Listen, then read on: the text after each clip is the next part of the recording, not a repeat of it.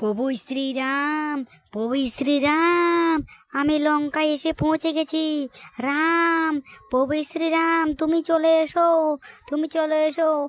এক্ষুনি রাবণ আসবে, এক্ষুনি রাবণ আসবে। যখন রাবণ আসবে তখন তুমি রাবণকে আজকে মারতে পারবে। আজকে প্রভু শ্রীরাম, তুমি কোথায় আছো?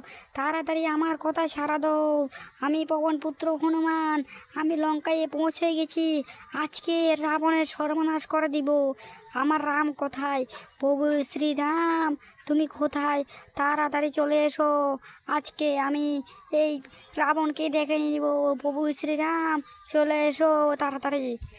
হিয়া, আমি হলাম রাবণ, আমাকে মারতে পারবি না তোরা। হিয়া, আমাকে মারতে পারবি না। আমি হলাম রাবণ। তোরা কি ভেবেছিস রাবণকে মেরে ফেলবি? এটা কখনোই সম্ভব না। ওরে বাবারে, আমি মরে গেলাম রে। আমার রাম প্রভুয়ে আজকে রাবণকে মেরে দিয়েছে। এখন সীতা মাতাকে উদ্ধার করতে লঙ্কায় ঢুকে পড়লো। এবার দেখো আমার সীতা মাতাকে কিভাবে আমার প্রভু রামে উদ্ধার করে নিয়ে আসে। আমি বাইরে বসে বসে পাহারা দিব। প্রভু শ্রীরাম এক্ষুনি আমার সীতা মাতাকে নিয়ে আসবে।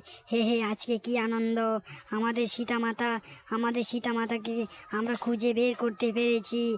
আমার প্রভু শ্রীরামের জন্য আমি এখানে ঘুমিয়ে ঘুমিয়ে থেকে আমি অপেক্ষা করব আর অপেক্ষা করব।